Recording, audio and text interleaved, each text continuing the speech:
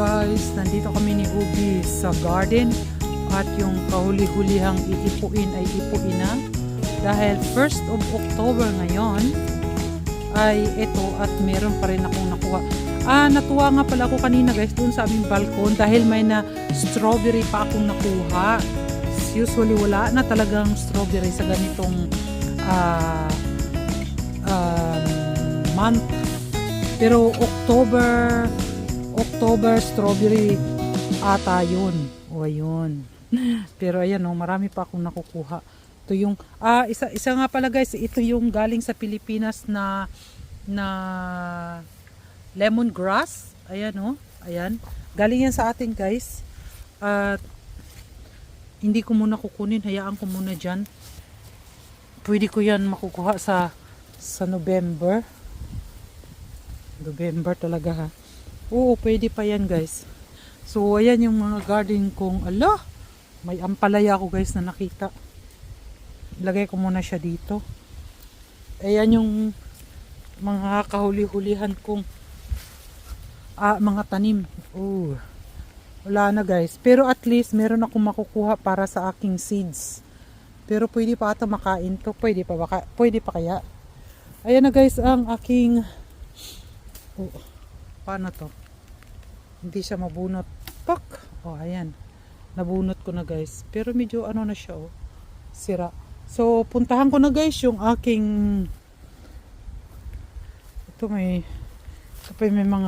ito pa yung makukuha ko pag samantalahin ko. Ito pa Ayan, makakuha pa ako.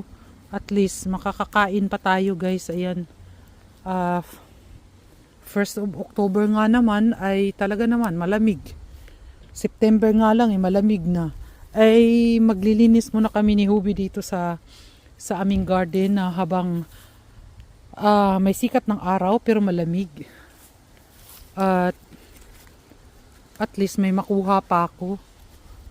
Ayun yung aking kalabasa nagabitay-bitay. Nagabitay-bitay ang aking kalabasa guys. Wait lang, hindi lagay ko muna itong inipo ko. At ayan, nilalamig ako Ayan guys. So kukunin na namin yan. Ayan na. Ayan. Ayan, maliliit siya pero makakain naman. Ayan si Hubilay na. Say hello. Hello guys. Nakisali na guys. Ayan na guys. So, yung ginagawa niya ay para yun sa fertilizer. Ika nga. So, ayun. Ang dami pala dito.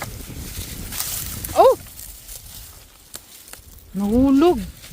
Nahulog siya guys. Ayan marami pala Maraming mga nakatago unday na kayamanan. Ayan. Ito pa So. May kartofel, may potato. Ayan, buray. Ingay ko guys, no? Ayan, So, pagkukunin na natin to dahil na siya, ready na siya. Masasabi ko lang guys, maliliit yan pero makain yan. May nakatago pa dito. Ayan, may nakatago. Ayan di ba? Maganda ang niya. Ayan. Maliliit, small but terrible ba 'yun? Iyon ba 'yun? Ayan di ba? Yan ang mga last kong haharbisin. Ayun pa, nandoon pa, meron pa. Ay, naku, meron pa. Hindi ko na kasi ito naasikaso dahil ayun pa Kala. Ayan, mga nagabitay-bitay na. Ayun pa di marami rin akong maipon. Di ba? So ayan guys. At siya nga pala nga guys, ayan yung, napakita ko na to last time Yan yung aking mga kinalkal dito sa garden na paggagawin kong bonsai. Pero dyan lang muna sila para next year ko sila aasikasuhin. Ito naman parang lost thread pero anuhin ko yan. Mag-uuki yan. Ayan. Ako pa. O di ba? Ako pa. Pakita nga ako kung ano-ano nang itsura ko. So, yun guys, ang malamig. 1st of October na dito sa amin. At yung mga dapat asikasuhin ay asikasuhin na. Ayan, oh, naglalagas na yung mga dahon tulad ng aking mga buhok-buhok. So, yun lang guys. So, dito na yung aking lagyanan para mahugasan natin. Diba?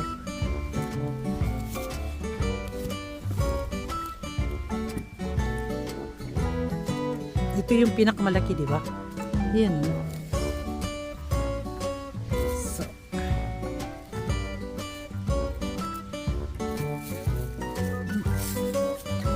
tanggalin ka agad yung kanyang putik. Putik siya. Tanggalin na agad.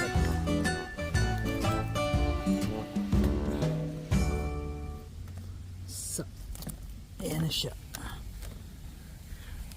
Diba?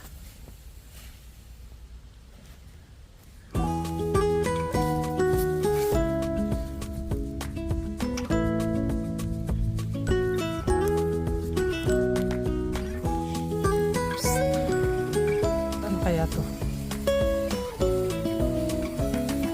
Pinuputol niya yung oops.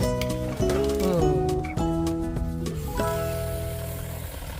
Ayan. May naputol din. Diba?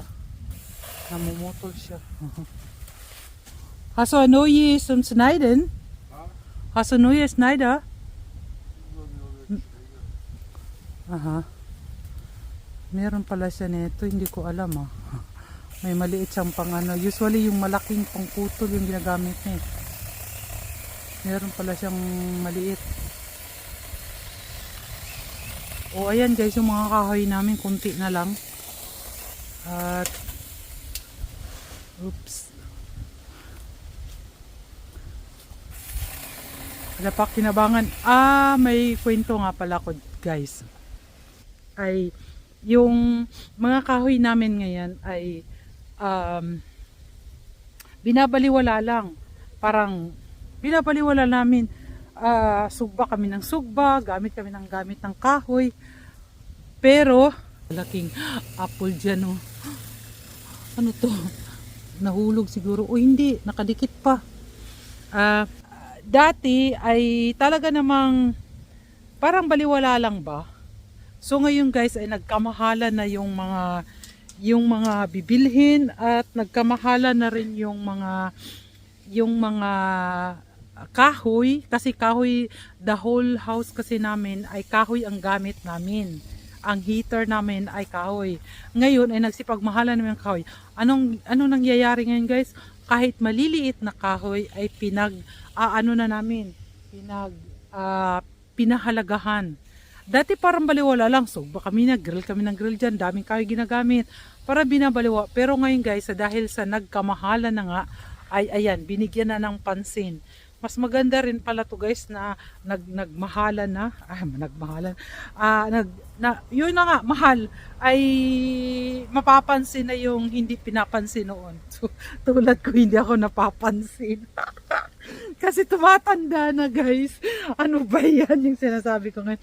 So, yun lang guys. At kung ano-ano pa napunta dito sa istorya doon amor ko. Sige.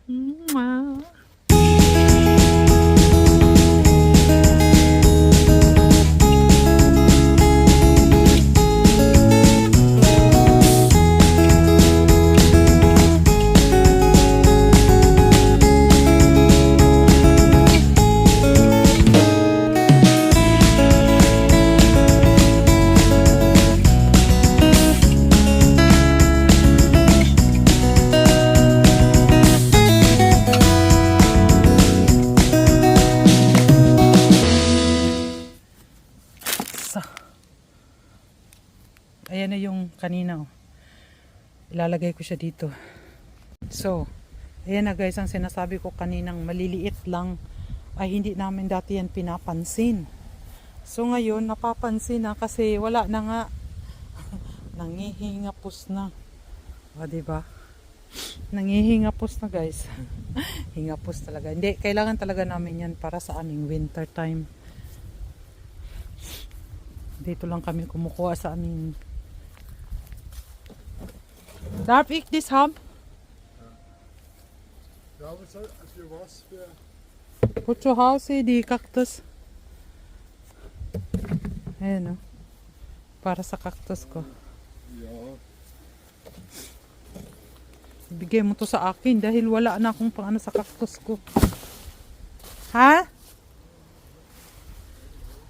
Ha? Ich weiß schon. Aber ich brauche das.